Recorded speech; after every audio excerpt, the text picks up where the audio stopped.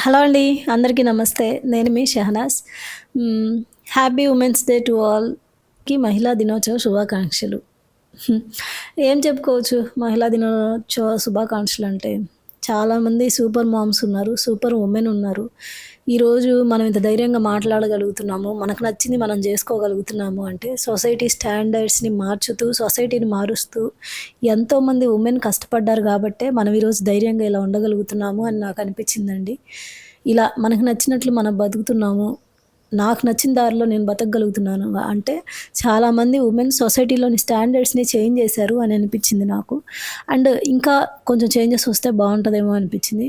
And నేనైతే ఒప్పుకుంటానండి. అందరి women life ఈజీగా అయితే అస్సలుండదు. అండ్ మ్యారేజ్ అయ్యాక ఇంకా అసలు ఈజీనెస్ అనేది ఉండదు. పిల్లల్ని పెంచడం ఎంత కష్టమో నాకు తెలుసు. అండ్ పిల్లలతోటి మనం ఎన్ని కష్టాలు పడుతుంటాము. మన జీవితంలోని మార్పుల్ని మనం యాక్సెప్ట్ చేయడానికి ఎంత కష్టం అనేది నాకిప్పుడు అర్థమవుతుందండి. ఆఫ్టర్ మ్యారేజ్ నాకు ఆహ్, వుమెన్‌గా బతకడం అయితే ఈజీ అని నేను అస్సలు అననండి. ఎందుకంటే రిస్ట్రిక్షన్స్ గానీ, ప్రతిదానికి పర్మిషన్స్ అడిగి చేయాల్సినవి గానీ, అండ్ ప్రతిదానికి గిల్టీ ఫీలింగ్, పిల్లల్ని చూసుకోవాల్సిన బాధ్యత ఓన్లీ తల్లిదే అని ఇలాంటి మాటలు మనం చాలా వింటుంటాం. నేను ప్రైవేట్ జాబ్స్ కోసం బాబు పుట్టిన తర్వాత చాలా జాబ్స్ చూసానండి.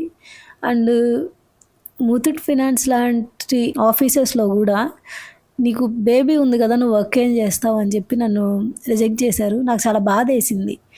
ఈ రోజుకి గూడా ఇలా థింక్ జేసేవాళ్ళున్నారా? అది గూడా అంత పెద్ద కార్పొరేషన్ అయ్యుండి వాళ్ళు గూడా ఇలా హైర్ జేస్తున్నారా అనిపిచ్చింది. అండ్ అదనే గాదండి, సొసైటీతో ఫేస్ చేయటం, సొసైటీ నుంచి మనం పడే మాటలు ఈళ్ళని బయట వాళ్ళని ఫేస్ చేయడం ఒక ఎత్తయితే, ఇంట్లో వాళ్ళని ఫేస్ చేయడం ఇంకొక ఎత్తండి. ఎవరో అవసరం లేదు. మన హస్బెండ్స్ చాలు మనల్ని చిన్న చూపు చూడడానికి. "నీకేమొచ్చు? నీకేం తెలుసు? నీకేం చేతయిద్దని" అని అంటారు. మనం దేంట్లోనైనా పర్ఫెక్ట్‌గా ఉన్నా గూడా, దాంట్లో నువ్వు పర్ఫెక్ట్‌గా ఉన్నావు అని యాక్సెప్ట్ జేయటానికి వాళ్ళ ఈగో ఒప్పుకోదు. అండ్ వీటన్నిటిని మనం స్ట్రగుల్ చేసుకుంటూ, వాటన్నిటిని ఎదుర్కొని, మనకు నచ్చింది మనకు నచ్చినట్లు మనం జీవించాలి అంటే గూడా చాలా కష్టం. అండ్ మనం గమనించినట్లయితే మెన్‌కి మధ్యలో ఫ్రెండ్‌షిప్ అనేది మంచిగా ఉంటది. బట్ వుమెన్‌కి మధ్యలో ఉండదు. ఎందుకనంటారు? అదే వుమెన్‌కి సపోర్ట్ చేస్తే చేంజెస్ ఎలా ఉంటాయి? ఎలా ఉండగలుగుతాం మనం? ఇంకా ఎన్ని సాధించగలుగుతాము? అవునా గాదా? మెన్ మెన్ వైపు ఎందుకో తెలియని ఒక జాలితో మాట్లాడుతుంటారు. పాపం జాబ్ చేసుకుంటున్నాడులే. అదే అమ్మాయి జాబ్ చేస్తే ఆమె జాబ్ చేస్తుంది. ఇంట్లో పట్టించుకోకుండా. ఇంటి పని చేస్తుందో లేదో. పిల్లల్నేం పట్టించుకోదనుకుంటా. ఆ అబ్బాయికి ఎంత కష్టం అని మాట్లాడతారు. ఇంట్లో పనులన్నీ చేసుకొని ఆడమనిషి జాబ్ చేయడం ఎంత కష్టం. అలా మాట్లాడరు ఎందుకని? సో, నాకేమనిపించిందంటే కొంచెం మాట తీరు మార్చుకుంటే బావుంటదేమో అనిపించిందండి. ఈ రోజుకి గూడా కొంతమంది ఎనకటి కాలం మనుషుల్లాగా మాట్లాడుతుంటారు. మన ముందు ఒకలాగా మాట్లాడడం, మన వెనక ఒకలాగా మాట్లాడడం. దట్ టూ వుమెన్ గురించి బ్యాక్ స్టాబింగ్ అనేది ఎక్కువ. ఒక వుమెన్ ప్రౌడ్‌గా తన జీవితాన్ని తను బతకటాన్ని గూడా ఈ సొసైటీ యాక్సెప్ట్ జేయలేదు.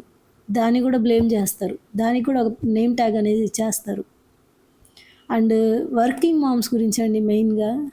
ఫ్యామిలీని చూడదు, తిండి పెట్టదు, పిల్లల్ని పట్టించుకోదు. ఎవరి కోసం జాబ్ చేస్తుంది తను? జాబ్ చేయటమే తన మెయిన్ మోటివ్ అయితే అసలు పెళ్ళే చేసుకోకుండా పిల్లల్ని కనకుండా ఉండేది కదా! అండ్ చాలామంది వుమెన్ అండి ఇంట్లో ఫినాన్షియల్ ప్రాబ్లమ్స్‌ని తట్టుకోవడానికి మాత్రమే అన్నీ ఫేస్ చేస్తూ, అన్ని కష్టాలని ఎదుర్కొంటూ ఉద్యోగాలు చేసేవాళ్ళున్నారు. అండ్ వర్క్ ప్లేసెస్‌లో గూడా ఆహ్, పిల్లలుండి జాబ్ చేస్తున్నారు అనంటే ఎందుకో తెలియని తన మీద ఒక నెగెటివ్ మాటలు, నెగెటివ్ ఫీలింగ్. వై? అదే మన దగ్గరికొచ్చేసరికి పాపం అనే జాలితో మాట్లాడతారు. ఆడవాళ్ళని ఇలా అని మగవాళ్ళు ఎలాగో ఆడవాళ్ళని అర్థం చేసుకోలేరు. ఈవెన్ ఆడవాళ్ళు కూడా ఆడవాళ్ళని అర్థం చేసుకోరు. అది కొంచెం మారితే బావుండు అనిపిచ్చింది. నేనేం పెద్దామెను గాదు. వుమెన్స్ డే గురించి పెద్ద గొప్పగా మాట్లాడేదానికి. ఈరోజు అంతా మారిపోయింది. వుమెన్ ఇలా ఏదైనా సాధించగలుగుతున్నారు అనంటే లేదు. ఇంకా ఏం మారలేదు. ఇంకా కొంచెం మారితే బావుండు అనిపిస్తుంది. చాలామంది వుమెన్ చాలా పొటెన్షియల్ ఉండి గూడా ఈ సొసైటీలోని స్టాండర్డ్స్ వల్ల, జనాలనే మాటల వల్ల, ఇంట్లో హస్బెండ్స్ పెట్టే ప్రెషర్ వల్ల వాళ్ళ హస్బెండ్స్ తనని యాక్సెప్ట్ చేయకుండా తనకున్న నాలెడ్జ్ని కూడా నాలెడ్జ్లా కాకుండా నీకేం తెలీదు అన్నట్లు తన మెంటల్లీ తనను క్రియేట్ చేస్తారనమాట. నీకేమొచ్చు, నీకేం తెలుసు, నువ్వు అది చేయగలుగుతావా, నీకు అంత సీన్ ఉందా అని అలా క్రియేట్ చేస్తారు మెంటల్గా. తనకు తెలిసినా కూడా ఏం తెలియదు నాకు, ఏదైనా పని చేయగలిగినా కానీ నేనేం చేయలేను అనేలాగా మెంటల్గా క్రియేట్ చేస్తారనమాట. అండ్ నిజంగా ఒక స్ట్రాంగ్ ఉమెన్ని క్రియేట్ చేయాలి అనుకుంటే హస్బెండ్ చేతుల్లో 50% ఉంటుందండి. ఎందుకంటే మనం మెంటల్గా మనల్ని బ్రేక్ డౌన్ చేసేది మొత్తం హస్బెండ్సే. అండ్ ఇన్ కేస్ నువ్వు స్ట్రాంగ్గా ఉన్నా కూడా ఒక ఆడాం వెనుక భర్త హస్తం ఎంతైనా ఉంటుంది. సో ఒక సింపుల్ థింగ్ అండి. ఒక ఒక మగాయనకి భార్య చనిపోతే అయ్యో భార్య చనిపోయింది, తనకి ఎవరు వండి పెడతారు, తన పిల్లల్ని ఎవరు చూస్తారు? మగ మనిషి పిల్లల్ని చూడలేడా? ఆడామే చూడాలా? ఆడామే ఇంటి పని చేయాలా? వండి పెట్టలేడా ఏంటి? తనకు మాత్రం శారీరక సుఖం కోసం రెండో పెళ్ళి అవసరం, రెండో పెళ్ళి చేసుకోవచ్చు కదా, ఎన్ని రోజులు ఇలా ఉంటావు? అదే ఒక ఆడామే డెసిషన్ తీసుకొని తన లైఫ్లో బెటర్ చేంజెస్ కోసం తను ఇంకో పెళ్లి చేసుకుంటే పిల్లల్ని పట్టించుకోకుండా అది పెళ్లి చేసుకుంది అని మాట్లాడతారు. అదే మగ మనిషి పెళ్లి చేసుకుంటే పాపం పిల్లల్ని ఎవరు చూస్తారు, ఎవరు వండి పెడతారు అని అంటారు. ఎందుకని పార్షియాలిటీ? భర్త ఉద్యోగం చేస్తేనేమో ఫ్యామిలీ కోసం ఉద్యోగం చేసినట్టు, భార్య ఉద్యోగం చేస్తేనేమో తన సెల్ఫిష్నెస్ తోటి, డబ్బు పిచ్చితోటి ఉద్యోగం చేసినట్టు, పిల్లల్ని పట్టించుకున్నట్టు. ఎంతమంది భర్తలు ఉద్యోగాలు చేస్తా పిల్లల్ని పట్టించుకుంటున్నారు? 365 డేస్లో కనీసం 7 డేస్ అయినా ఇంట్లో వండి పెట్టే భర్తలు ఉన్నారా? కనీసం భార్యకి ఒంట్లో బాగాలేనప్పుడైనా వండి పెట్టే భర్తలు ఉన్నారా? చాలామంది అండి. ఈవెన్ టుడే మనం సోషల్ మీడియాలో చూస్తున్నట్లయితే జస్ట్ ఒక వీడియో పెట్టడం ఆలస్యం, నువ్వు ఇలా ఉన్నావేంది, నువ్వు అలా డ్రెస్ చేసుకున్నావేంది, నీకేంటి, ఈ అమ్మాయి పెద్ద పని చేసే అమ్మాయిలాగా కనిపించట్లేదు, ఎందుకు ఈ మాటలు? అదే మగవాళ్ళ గురించి అయితే పెద్ద నెగిటివిటీ రాదు. మగవాళ్ళ గురించి మగవాళ్ళు నెగిటివ్గా మాట్లాడరు, ఆడవాళ్ళు నెగిటివ్గా మాట్లాడరు. బట్ ఒక ఆడాం ఏదైనా వీడియో పెట్టగానే వచ్చేస్తారు మగవాళ్ళు. ఏదైనా ఇది సిగ్గులేంది, అది ఇది అని మాట్లాడేస్తారు. ఆడవాళ్ళు అయితే ఇంకేముంది, ఆడదానికి ఆడదే శత్రువు, చాలు మీ మాటలు చాలు, మెంటల్గా చంపేస్తారు ఇంకా మాటలతోటి. అలాగని అందరూ అలా ఉన్నారు అనట్లేదండి, చేంజెస్ ఉన్నాయి, చాలామంది మారారు. బట్ ఎక్కువ శాతం మంది ఇంకా అలానే ఉన్నారు అని అంటాను నేను. And what if women support చేసుకుంటే ఈ రోజుకి కూడా చాలా గ్రేట్ హైట్స్కి వెళ్ళొచ్చు. ఎందుకో తెలియదండి, చుట్టుపక్కల వాళ్ళు కానీ ఎవరైనా ఉమెన్ని త్వరగా బ్లేమ్ చేస్తారు, ఉమెన్ని త్వరగా మాట్లాడతారు.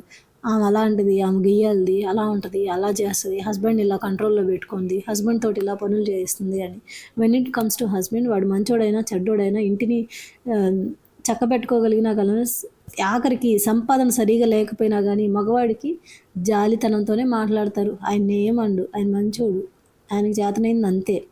కానీ భార్య మాత్రం ఇంట్లో భర్త తెచ్చినా పెట్టకపోయినా, తెచ్చినా తేకపోయినా ఉన్నదాంతో సర్దుకొని ఉండాలి, కానీ ఏ మాట మాట్లాడకూడదు. అండ్ ఇంట్లో సంపాదన సరిపోక మళ్ళీ భార్య ఉద్యోగం చేస్తే ఆ భార్యకి మళ్ళీ తిరిగి మాటలు, ఇంట్లో పిల్లల్ని పట్టించుకుంటుందో లేదో, ఇంటి పని అంతా చేస్తుందో లేదో, ఏమి ఇలా బయట తిరుగుతుందంటే ఈ ఇల్లుని పట్టించుకుంటుందో లేదో. ఎందుకు అలాంటి మాటలు? త్వరగా ఈజీగా మాట్లాడేస్తారు ఎందుకని ఈ జనాలు, నాకు అర్థం కాదు. అలాగని నేను ఒకరి గురించి పట్టించుకుంటాను అనట్లేదు. ఆ మాటలే మీరు అండం తగ్గించుకుని ఉన్నట్టయితే రేపటి రోజున మన పిల్లలకి మనం ఒక బెటర్ స్టాండర్డ్ ఆఫ్ లివింగ్ని, బెటర్ సొసైటీని ఇస్తున్నట్టే. అండ్ వన్ మోర్ థింగ్ అండి, మనం చేసే బ్లేమ్ ఇదంతా ఏముందిలే, మన ఇంటికి ఏం ఇబ్బంది రాదు కదా, మన పిల్లలకి ఏం కాదు కదా అని చెప్పేసి జస్ట్ మాటలు అలా స్పెల్ చేసేసి ఇంట్లోకి వచ్చేస్తున్నాం. బట్ అవి సర్క్యులేట్ అయ్యి మన మాటలు, మన సొసైటీ, మన వే ఆఫ్ థింకింగ్ వల్లనే రేపటి రోజున ఫ్యూచర్ సొసైటీని మనం క్రియేట్ చేస్తాము. సో దట్ ఆ సొసైటీలోనే మన పిల్లలు బతకాలి, ఫేస్ చేయాలి, ఆ జనాలతోటి డీల్ చేయాలి.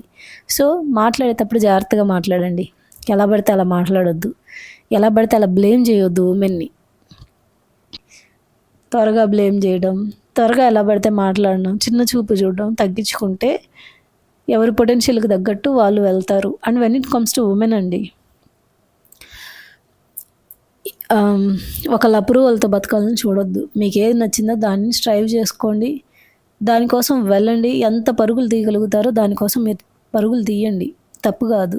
నువ్వు జీవితాంతం సాక్రిఫైస్ చేసి నీ ఇంటికి నువ్వు ఏది చేసినా కానీ రేపటి రోజు నిన్నెవరు చూసుకోరు. నీకు ఫినాన్షియల్గా ఏదైనా హెల్ప్ అడిగితే ఇంట్లో ఖాళీగా ఉంటావుగా నీకెందుకు అని నిన్ను చిన్న చూపు చూస్తారే కానీ నన్ను జీవితాంతం చూసావు కదా అని నీ కొడుకు నీకు జీవితాంతం నీకు సపోర్ట్గా ఉండడు. తను పెద్ద వయసు అయిపోయే వరకు నీ అవసరం తనకుంది కాబట్టి మాత్రమే నువ్వు తనకు సేవ చేసి పెట్టాలి. తనంతట తను తన కాళ్ళ మీద తను నిలబెట్టిన రోజు తన జీవితం తను జీవిస్తాడు. ఆ రోజున మా అమ్మ నాకు చేసింది కదా అని గుర్తుండదు. ఇప్పుడు మనం ఎంత మాత్రం మన తల్లిదండ్రులను చూసుకుంటున్నాము, రేపటి రోజున మన పిల్లలు అంతే. సో ఎవరి కెరీర్ని వాళ్ళు వదులుకోవద్దు, అంటే సాక్రిఫైస్ చేయొద్దు కంప్లీట్గా. అసలు కెరీర్ అంటే ఏముంది, నేను నా పిల్లల్ని ఇది చూసుకోవటమే నాకు సరిపోతుంది అని నిన్ను నువ్వు కాంప్రమైజ్ చేసుకోవద్దు. నీ టాలెంట్ ఏంటో నీకు తెలుసు. నీకు దేంట్లో ఇంట్రెస్ట్ ఉంటే దాంట్లో నువ్వు వెళ్ళు. అది ఏదైనా కానీ వాళ్ళు ఏమనుకుంటారో వీళ్ళు ఏమనుకుంటారో అని ఆలోచించొద్దు. నీకు నచ్చిన దాంట్లో నువ్వు వెళ్ళిపో. దాంట్లో నీకు ఎంత దూరం వెళ్ళగలిగితే అంత దూరం వెళ్ళు. ఫినాన్షియల్గా ఇండిపెండెంట్గా ఉండు. At the end of the day హస్బెండ్కి వడ్డీ పెట్టినంత మాత్రాన నువ్వు ఇంటి పని అంతా చేసావనరు. భర్త ఉండి పెడితే నువ్వు తిని ఇంట్లో కూర్చుంటున్నావనే అంటారు. సో ఫినాన్షియల్గా ఇండిపెండెంట్గా ఉందాం, మెంటల్లీ స్ట్రాంగ్గా ఉందాం. అండ్ మెంటల్గా అయితే మెన్తో పోలిస్తే ఉమెన్ చాలా స్ట్రాంగేనండి, అది అసలు proved. And just because husband తెచ్చి పెడితే ఇంట్లో వండి పెడుతున్నంత మాత్రాన మనం వాళ్ళ మీద డిపెండ్ అవుతున్నామని వాళ్ళు అనుకుంటారే కానీ మిగతా అన్ని పనుల్లో ఫ్యామిలీ మొత్తం ఒక హౌస్ వైఫ్ మీద ఆధారపడి ఉంటుంది. ఒక ఉమెన్ మీద, వైఫ్ మీద ఆధారపడి ఉంటారు. బట్టలు, సామాన్లు, వంటలు ఏది ఎక్కడుందో ఎంతమంది హస్బెండ్స్కి తెలుసండి ఇంట్లో ఏ వస్తువు ఎక్కడుందో. 2 రోజులు ఉమెన్ ఏదైనా ఊరు వెళ్తే అది ఎక్కడుంది ఇది ఎక్కడుంది అని కాల్ చేస్తారు. ఇంట్లో ఎక్కడ ఉప్పు పప్పు ఉందో కూడా భర్తలకు తెలియదు. ఎవరెవరి మీద డిపెండ్ అయి ఉన్నట్లు మాట మాత్రం ఈజీగా అనేస్తారు. ఇక్కడ మీకు అర్థమవుతుందా?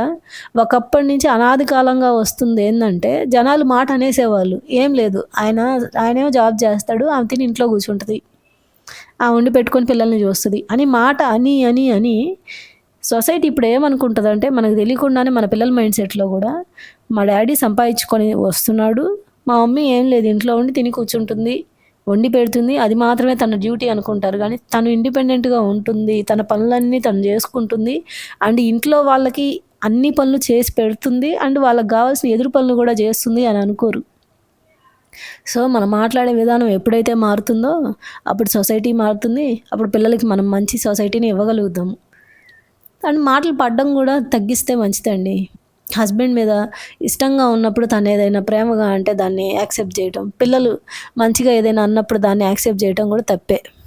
ఫర్ ఎగ్జాంపుల్, మమ్మీ ఏం చేయదు ఇంట్లో ఖాళీగా ఉంటుంది అంటే ముద్దుగా మాట్లాడారు కదా నేను నువ్వు నవ్వి ఊరుకున్నావు అనుకో, రేపటి రోజున బయట వాళ్ళ ముందు కూడా అదే అంటాడు. హస్బెండ్స్ కూడా అంతే. ఎప్పటికప్పుడు నీ మీద ఒక మాట పడనీయకుండా నువ్వు నీ డిగ్నిటీని మెయింటైన్ చేసుకుంటూ వెళ్ళు అంట. అలాగని గొడవలు పడు, ఇంట్లో వండి పెట్టక, పని చేయక, హస్బెండ్ని యాక్సెప్ట్ చేయక, ఇంట్లో వాళ్ళని పట్టించుకోకుండా ఉద్యోగం చేసుకో అనట్లేదు. అర్థం చేసుకునే దాన్ని బట్టి ప్రతిదాన్ని నెగిటివ్గా అర్థం చేసుకునే వాళ్ళకి గీతోపదేశం చేసినా కానీ నెగిటివ్సే కనపడతాయి దాంట్లో. హౌస్ వైఫ్గా ఉన్నంత మాత్రాన ఏమీ ఎర్న్ చేస్తున్నట్లు కాదు.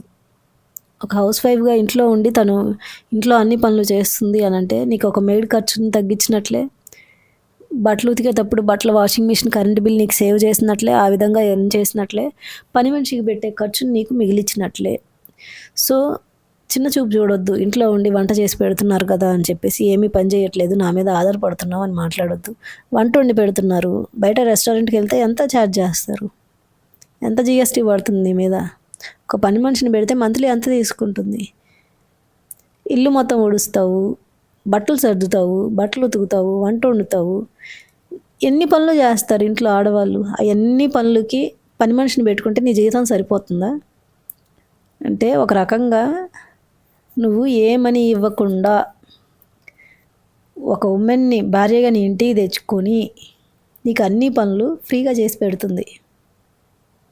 At the end of the నువ్వు తనకిచ్చే రెస్పెక్ట్ ఏంటి అంటే తక్కువ చేసి మాట్లాడడం.